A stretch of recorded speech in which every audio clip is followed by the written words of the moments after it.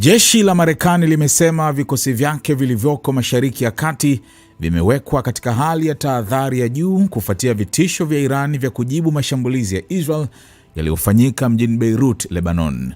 Kupitia taarifa iliyotolewa na kamandi kuu ya jeshi la Marekani CENTCOM, Washington imesema vikosi vyake vinaendelea kufuatilia kwa karibu hali ya usalama katika eneo hilo na viko tayari kujibu tukio lolote linaloweza kuhatarisha maslahi ya Marekani.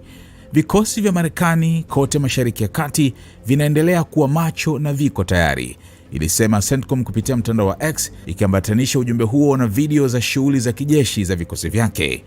Tahadhari hiyo imekuja baada ya Iran kuonya kuwa itachukua hatua kujibu mashambulizi ya Israel dhidi ya maeneo ya Hezbollah katika kitongoji cha Dahie kusini mwa Beirut. Tehran imeeleza kuwa mashambulizi hayo ni ukiukaji wa makubaliano ya kusitisha mapigano yaliyofikiwa kwa ushirikiano wa Marekani mwezi April.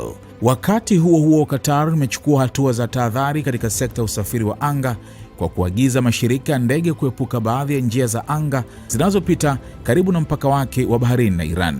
Kwa mujibu wa notice kwa marubani wa ndege NOTAM, masharti hayo mapya yataanza kutumika mara moja na yataendelea hadi Juni 14. Hatua hiyo inaonekana kuakisi hofu ya kuongezeka kwa mvutano wa kijeshi katika Ghuba ya Uajemi, eneo ambalo ni muhimu kwa usafirishaji wa mafuta na biashara ya kimataifa. Katika maendeleo mengine, vyombo vya habari vya Israel vimeripoti kuwa wakazi wa maeneo ya magharibi mwa Tehran wamekuwa wakisikia shughuli za ndege za kijeshi za Iran zikifanyika angani juu yao. Ingawa mamlaka za Iran hazijatoa maelezo rasmi kuhusu shughuli hizo, taarifa hizo zimeongeza hisia za wasiwasi kuhusu uwezekano wa hatua za kijeshi za kujibu mashambulizi ya Israel.